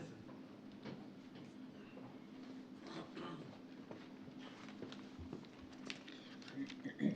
Yeah. I'm Prakash Arumugam from 100 Shady Lane. Good evening, everyone. So I'm here to talk about that. I'm not totally opposing this, but right now I'm just opposing the project because of the main concern is traffic only. Because I live in the Shady Lane. If you see that is a walk through that lane. The people wants to get the left turn of the, towards the Denton Tap. They have to come through all the way to Shady Dale. They have to, wait on that, and they have to cut through the left lane. So the traffic always be more in the morning and the evening. It's always there be a traffic. And I want to bring attention like there is going to be a high-tech school going to be joined in the Coppell High School. So the high-tech is going to be moved to 2026-27 calendar here. So I'm sorry, say it again? There is a high-tech school. There is a high-tech school, that secondary, that new tech, sorry. There's a new tech high school is going to be joined in our Coppell High School. Okay. So from at the high school site? Yes, sir. So it's going to be joined in our high school, Coppell High School. So it's going to be, again, more traffic also in that, That is the one concern. Another one is that McDonald's is going to be 24 hours. So that's also going to be more traffic. And also already the business is, our Trader Joe's and everyone so on is busy. Already we are seeing so many traffic. So I just really want to consider this. We are not totally opposing. You guys can consider the traffic and the safety of our citizens. And also a lot of school kids all morning and evening they're bicycling and everyone. That's our main concern for me, That's all I can say about it. Thank you. Thank you very much. I don't have anybody else here to speak. Is there anybody else in the audience that would like to speak before I turn it over to the last person? Yes, sir, in green. And I don't see you're signed up, but if I No, I haven't actually. I came late. Thanks. Okay. Sorry. Your address and then okay. Your name. Priyadarshan Biswal, 139 West Brave Drive, Coppell, Texas. Okay. Okay. So I think this is the second time we are here. Thank you for giving us an opportunity to talk to you again. So I think everybody was telling the same traffic issues. Taking a left turn from our subdivision, it's a nightmare, to be honest with you. When we were driving to our kids to school, somebody will be looking at left, somebody will be looking at the right. But I have twins like boy and girl, so they used to look at left, right, then I used to drive in the front. It's a really nightmare to take a turn. Other thing is like our subdivision, we have like 65, 70 houses, right? And other subdivision, the Wind Page, which is our neighboring subdivision, they also use our entrance, like Arbor Manor and Sandy Lake entrance. They also have the same issues, right? So I would request at least do a proper study. Somebody did said that they did a study and there was no accident, no death. So that's completely false. We have Sony the record, and we have also experienced that our neighborhood people, right, whoever is like staying in that neighborhood, there's 2 cars got total in last 1 year. So it's completely like I would request to do a further analysis and study on the traffic. That's my request. Thank you, sir. Okay. Thank you very much. Anybody else who'd like to speak on the case for or against? Okay, ma'am. Thank you for letting me switch with my husband. I had put his name on the list, Atin Kulkarni. I'm his wife at 122 Wild Plum Drive. Vishy's neighbors, Vishy and Shanti, so we are directly impacted by this new development. I'll bring back the traffic study. I just want to, I don't It's mind. okay. I'll bring back this traffic study point, and we were very surprised to see our development even on the agenda before they completed the traffic study as we had requested, and schools don't start until 11th of August. And it's no point in telling us that the other entrance traffic is okay when the development is at this entrance of Arbor Manor. It just didn't make sense to us to even see it being mentioned, but she did mention that this side traffic study is still pending. Shanti brought up a good point. We pay higher taxes to be in Coppell school districts. What's the point if we don't feel safe enough for our kids to walk to Coppell High School just because it's not safe to go that route anymore? Because there is a no U-turn. We have enough number of people turning and making U-turns in our community, in front of Monica's house, in front of my house. There are stop signs which people never see. So you can imagine what the turn speed is because everybody wants to catch the next green signal at the intersection. That's one point that you have to consider. Second point is the developer was good enough to say that there would not be restaurants. There was no restaurant before Little Caesars came. There was a nail spa. It didn't make any business. So he sold it to Little Caesars right behind Monica's house. How did that help her? So please consider these points when you are thinking of even approving this huge development, or minimize the size of the development so that it's not attractive to any restaurants. If you make the size of the building small enough to be not attractive to restaurants, you can at least help address that piece. We work hard, very hard to pay Coppell taxes and do not deter new tenants or new residents from buying properties in Coppell by putting such an example of putting commercial over residential. It's always been a residential friendly city. We've lived here, we love it, and we would continue to say that, and please help us continue to say that. Thank you. Okay. Thank you very much. Is there anybody else who'd like to speak on the proposed application, either for or against? Okay, seeing none, I'll close the public hearing. Mary, is the traffic study, is that been made available up on the website?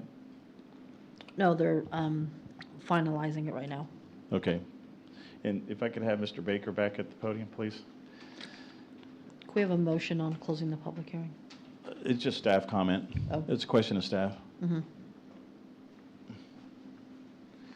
So if you could reiterate the performance of the TIA, when it was done, because I've heard, we saw some pictures of queued traffic through the intersection, but this TIA was done before school was out. The trip volumes were measured before school was out. Yes, the actual study itself was just recently completed, since the staff report was written. So that's the reason for the language within the staff report. It was done in 2 phases. The initial phase was completed a couple of weeks ago, and then the staff report was written early last week, and so the study itself they sent us the final draft after that staff report was published. And has the engineer called to support the presentation or the development of that TIA to staff, or has it just been submitted and that's it? Has the consultant? Yes. Has he followed up? Have you all had a meeting with him? Yes, we've spoken with him and we've gone through some of our comments. There's minor revisions that are being done before it is finally submitted for the final record. Are any of those potential changes? Nothing revisions substantial. That might affect the analysis per se? No, the analysis is finalized. All of the just minor typos and just clarifications of. Okay. And then I saw an image of the CRIS data. So it's kind of one that has a fatality, and you all looked up the data and you found no fatalities. So yes, I looked back at it. The CRIS data is showing there were 10 accidents within the past 5 years at the intersection by this development, Arbor Manors Drive and Sandy Lake Road. The CRIS data is not showing fatalities for that. The PowerPoint presentation the residents had submitted to us, they did include references to where those fatalities were, and there was the one over by Fitness Court that we were discussing earlier, and then there was another one much further west on Sandy Lake Road. So not within the vicinity of this project or our study that we just recently completed. So. Okay, and I could hardly read the image there, but no fatalities. Correct. But there could be serious accidents, which is different from fatalities. So the CRIS data that our consultant found and submitted to us doesn't show serious injuries. It shows minor injuries, suspected injuries, or no injuries. So. Okay. Okay. And there was a comment about Sandy Lake and Arbor Manors, that intersection not being evaluated. That was the phase 2 of the project that's been completed. In the staff report, we wanted to make it clear that at time of writing, the conclusions weren't finalized, but that it would be coming. Okay. And then, I guess, Mary, would the subject to the response by the Planning and Zoning Commission, or if however it goes to the council, will the applicant's engineer be a part of that presentation to the council? I'm not, you're saying the actual engineer? Yes. We haven't discussed that. We haven't gotten that Okay. far. Was that part of the scope for him to present the analysis to council, or part of a public hearing? I think that we would at least have the results and that it would be presented. I'm not sure Okay. if staff would do that presentation or the Gotcha. engineer. Okay. Kent, any, well, are there any other questions of staff? Yes, sir. Okay, Kent? Thank you, Mr. Chairman. Cole, one of the folks making a presentation here talked about cut-through, and my initial understanding of cut-through was that they were coming through the development and exiting out on Denton Tap somewhere towards the, I guess it would be the northern end of the development. But my impression from what people are saying here, when they say cut-through, is that they're making a right-hand turn into that street, doing that loop-de-doo around the homes that are right there at the intersection and coming back. Was that part of the study? So you're referring to people turning into Arbor Manors Drive and then exiting back the same way they came? So Is that- there's, when you look at the site plan, you go to Arbor Manor Drive, and you can make almost an immediate right-hand turn into a loop that comes back to Arbor Manor Drive. Am I saying that correctly, or seeing that correctly? Yeah, it's there. There's a cul-de-sac there. Yeah, it's a little cul-de-sac that. Yeah, that over there off considered? to the right side, is that what you're discussing? So off the top of my head, I don't have the answer to that. We can ask our consultant to clarify that. Can you in the bring up final report. Google Maps on your plan? It's by my house. So, okay, time out. So the public hearing is closed, and so we're directing questions to staff. Thank you. We can ask our consultant about that Yeah. and have them clarify that in See the it right there, report. Cole, that little area that I'm referring to? Yes, yeah, with the HOA lot in the middle. Right, so you Yes. don't know for sure if that was considered as part of the so-called cut-through that the Off folks the are- top of my head, I do not.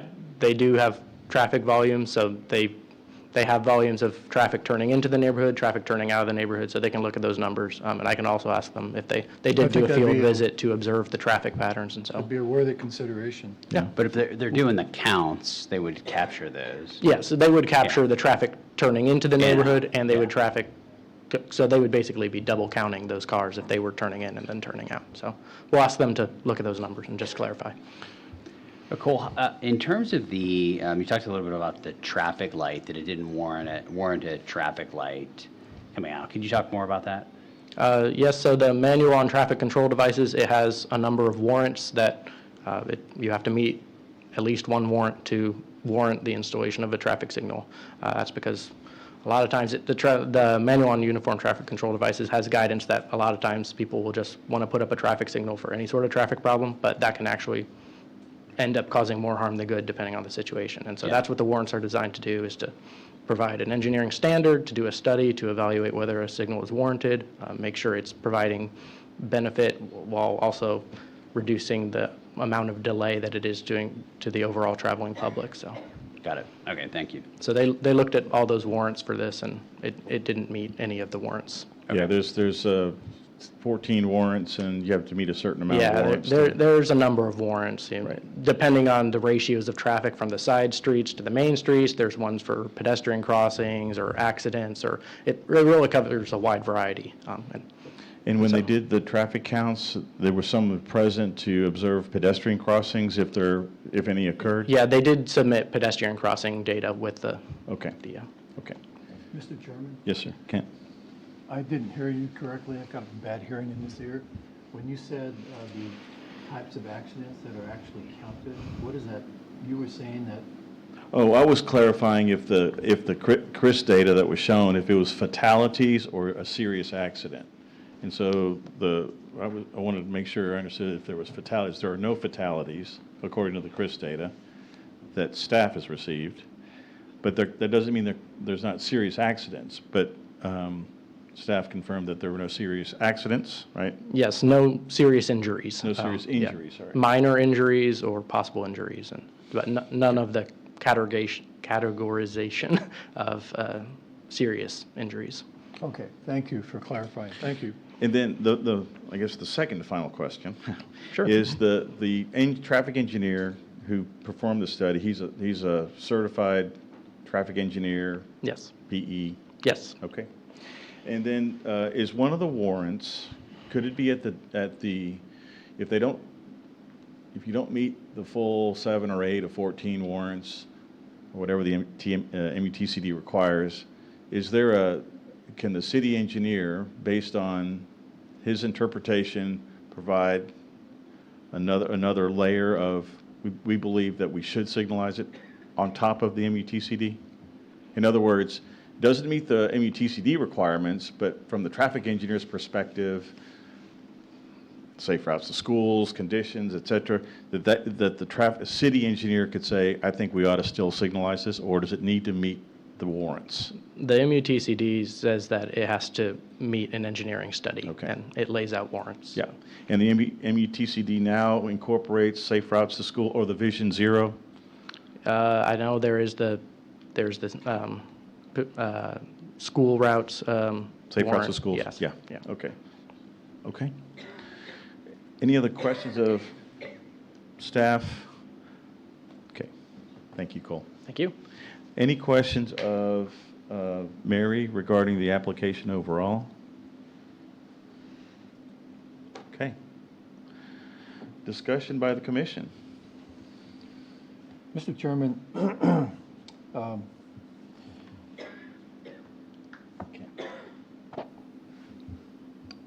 It's off now. Yes. Okay. So you can, I can't hear you through the system. Okay, got it. I empathize with the existing residents there. I support this project. I think the developer has done a good job of mitigating as best as one could, given the circumstance.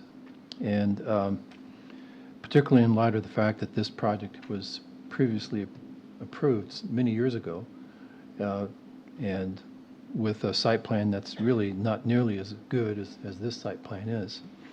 I think the mitigation measures that he has proposed are very good. He may be able to continue to, find further concessions within that, but I think that that's a discussion between him and the neighbors. I would like to know if there is a way that we can permanently exclude restaurants from the approval.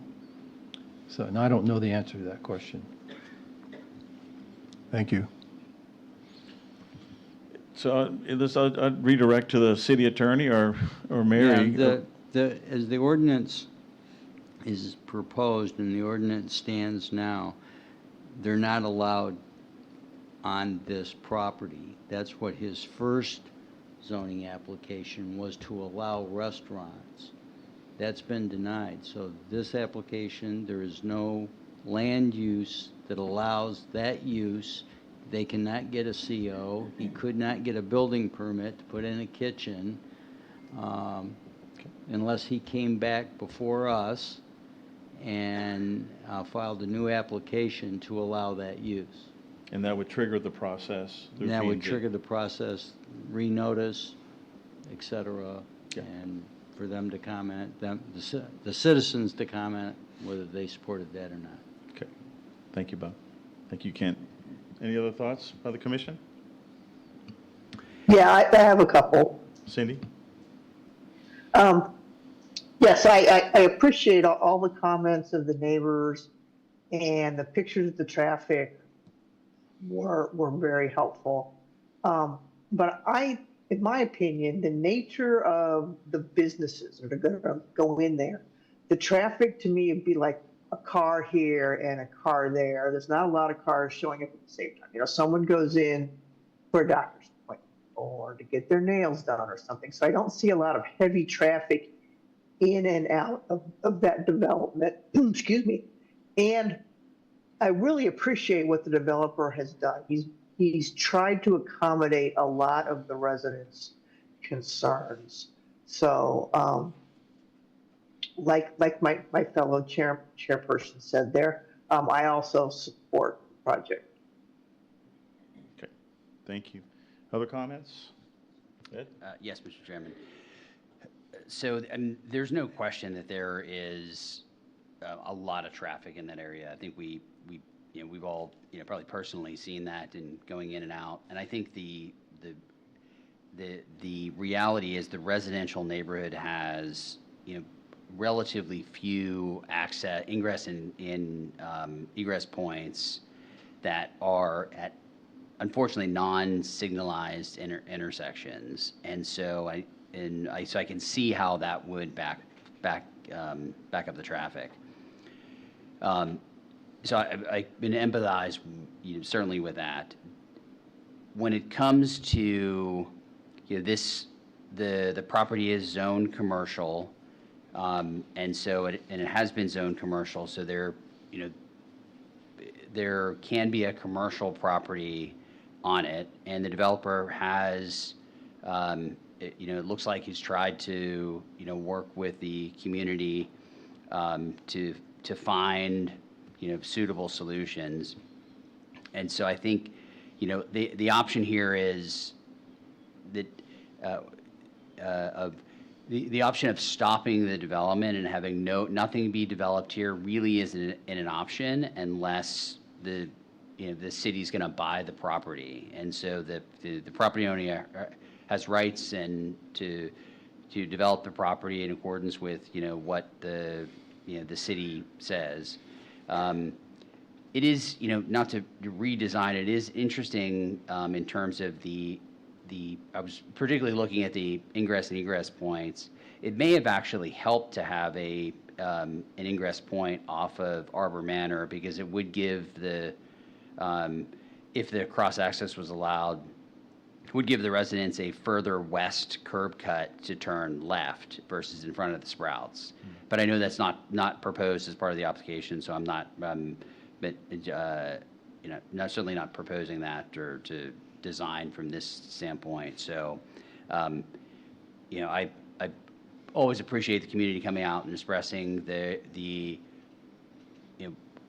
what they're seeing and feeling and so forth, because I think there's a lot of times we just we're looking at it we drive there, we look at it from a map standpoint. We don't always have all of the real input. So I think it's very helpful to have all of that. But I think at a certain point, I think it really comes down to how do we mitigate some of the impacts. And I think the actions taken so far seem pretty reasonable. Okay. Thank you much. John? Yeah, my feeling here is I kind of look like it feels like for sure absolute denial is not an option. And what I kind of see in front of me is I see a fairly significant compromise, whereas the developer could always go back to the original approval, which is significantly more detrimental to the neighborhood, to the overall appeal.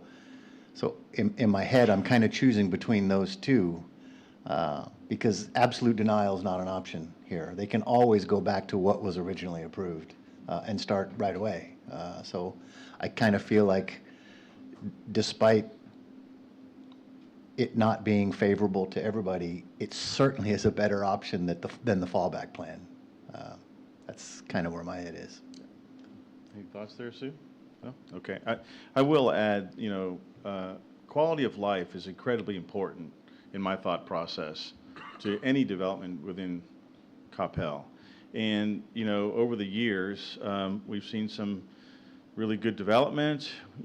We've seen some development subject to background traffic, and that's what's flat out happening here.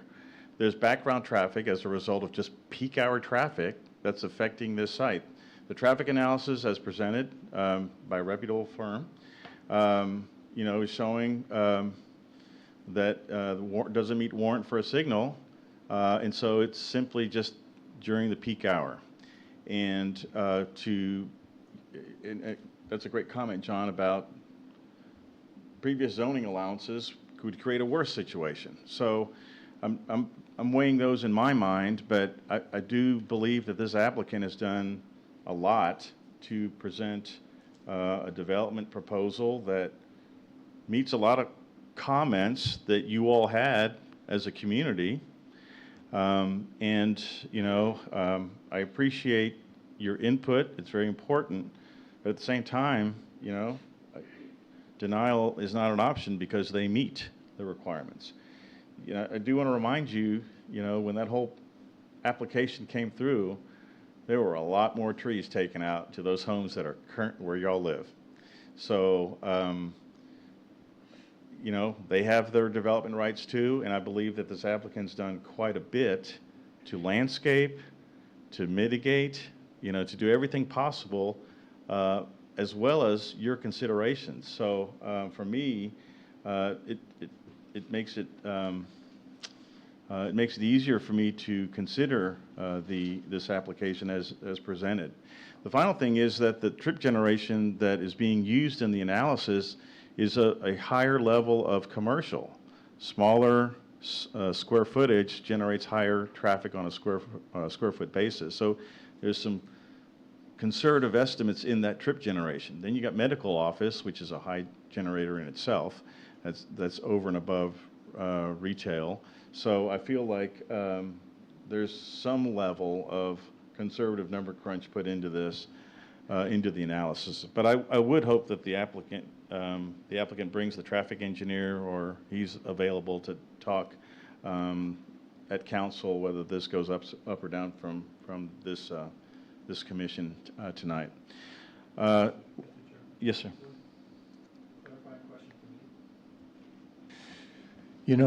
We've all been to Trader Joe's, or at least I have multiple times with my wife, and Trader Joe's, that one operation created so much traffic in our community. And I wondered when these trip generation numbers were actually taken, if they were pre-Trader Joe's or post-Trader Joe's or whatever. The traffic counts were during school. Trip generation is a function of data compiled and published data of traffic activity by land use type. So when the traffic engineer looks at impact of site, they take that in. There's a category in there for traffic for that type of land use. So it's considered there. So I feel comfortable with that. Now, the pictures blow me away about that, the queuing. I got to believe something else is going on in that queuing, but don't know. Can't, so. Anyway, with that, is there a motion by the commission? I move to approve the project PD 214R11-C, the shops at Sandy Lake, a zoning change request from PD 214R2-C to PD-24R11-C to allow for the detailed plan development of a 14,480 square foot commercial center with retail and medical uses on approximately 2.3 acres, subject to staff conditions. Okay, thank you, Kent. We have a motion by Commissioner Hafen. Is there a second? Second. Okay, we have a motion by Commissioner Marr. Cammie, would you call the roll, please? Please respond by saying aye or nay, so I call your name. Commissioner Dobmeyer. Aye. Vice Chair Blankenship. Aye. Chairman Haas. Aye. Commissioner Mauer. Aye. Commissioner Hafeman. Aye. Commissioner Bishop. Aye. All approved, none opposed, motion carries. Okay. Thank you for coming out this evening. I would encourage you to go to the council meeting and present your thoughts again. Item 8 on the agenda is a public hearing to consider approval of the Shops at Sandy Lake Edition Lot 1, Block A replat, a replat to revise the current plat and associated easements and fire lane configuration on 2.03 acres of property located at the south side of Sandy Lake Road, approximately 560 feet west of Denton Tap Road, at the request of Peak Coppell LLC, being represented by Spooner and Associates. We have a staff presentation by Ms. Mary Perone Boswell. Mary? So this plat request is a companion item to the last item, Lot 1, Block A, Shops at Sandy Lake Plan Development. The plat will take the existing lot, replat it to include mutual access, fire lane, and then any necessary utility easements for the development of the 14,480 square foot commercial building. So staff is recommending approval of the Shops at Sandy Lakes Edition, Lot 1, Block A, replat, subject to the following conditions. One, that additional comments may be generated upon detailed engineering permit reviews. That is the end of my presentation. Okay, thank you very much, Mary. Any questions of staff by the commission? Okay, is there anything the applicant would like to add to the presentation? All right. You're here, we'll make you work. Okay. This is less relevant to this one, but just wanted to mention after the last presentation, we offered at City Council that if there was a traffic light that for some reason traffic counts were different and there was a reason for a traffic light, that we'd be happy to contribute $100,000 to that traffic light. I think it's a weird thing because traffic is what the residents say, but it's also why retail wants to be there. But that is something that we propose at City Council. I should mention that today, but thought it was relevant. Not really relevant to this, but that is my only chance to speak. But that offer is still up. Yeah, so we Okay. would gladly contribute $100,000 to a traffic light. But it's not on the agenda. Sorry. Thank you. Thank you for that consideration there. Okay, is there any questions of the applicant by the commission? Okay, this is a public hearing. Is there anybody who'd like to speak for or against? Seeing none, I'll close the public hearing. Any final discussion by the commission? I would like Mr. to- Commissioner, this is one of the residents again. Am I allowed to talk now? Hang on a second. I totally forgot that you were up there. Yeah, I can make a motion to open it. Yeah, I'll make a motion to open the public hearing. Is there a second? Second. We have a second. We have a motion by Commissioner Haas, second by Commissioner Blankenship. Cammie, could you call the roll to open the public hearing or reopen the public hearing? Please respond by saying aye or nay, so I call your name. Commissioner Dobmeyer. Aye. Vice Chair Blankenship. Aye. Chairman Haas. Aye. Commissioner Mauer. Aye. Commissioner Hafeman. Aye. Commissioner Bishop. Aye. All approved, none opposed, motion. Okay, if we could get your name and address for the record, please? Nilesh Pagare, 140 Juniper Drive. Okay. And your... So I appreciate the considerations from everyone to hear us. The major disappointment here today, from my point of view, is the traffic study done and presented by the developer and his engineer is completely in contrast. We are looking at fatal versus non-fatal, and your acceptance of their data without considering the data presented by the community is very shocking. So I recommend and request all members of this P&Z team to approve this decision conditionally by reviewing this data at the closest before it goes to City Council. Second thing is City Council membership meeting should be scheduled after school opens, because the data needs to be studied when the school is at the peak. When we pick these pictures, these are the pictures taken at different hours and the peak times. And as we said, from all of us, we are not exactly opposing the shops, but the discomfort, which is already caused by PNC's decisions for the shops and on the other sides of our community, has already put a lot of homeowners at discomfort. So when you're approving this planning by this developer, by choosing between this design versus old design, old design would still put them at ease because we don't want to face the wall. If you look at those pictures closely from the presentation, right? The Arbor Manor Drive was a conceptual. That doesn't mean the old PD needs to have access on Arbor Manor Drive. The footprint on this 2-acre parcel lot is 15,000 square foot is a lot. I think the team here Sir, is you have 1 minute overlooking left. the impact of that. Okay, so I think your approval is very one-sided. I feel all of you have overlooked the considerations of traffic studies and data point what we have provided, and that's going to be a major bone of contention. I appreciate the gesture of the developer to contribute towards signal construction of signal, which we need to have to throttle the traffic coming from Whispering Hill light up to the Denton Tap light. So when you approve this, Chairman, Commissioner, I would request you to put those comments for consideration. That will be a big gesture towards our safety. Thank you. Okay, thank you very much. Is there anybody else who'd like to speak for or against the proposed application? Okay, seeing none, I'll close the public hearing. Final discussion. I will add that this is, we're considering the plat. We're not considering the application per se, but I do appreciate the applicant talking about contributing mitigation monies toward that intersection. And, the traffic analysis should be presented as part of the public hearing. So, Mr. Chairman, would it be appropriate to ask staff to mention the comments of the $100,000 in their next staff report? It'll be in the record. it'll be in the record? Okay. Does that, okay. Okay, is there a motion for the item 8 on the agenda?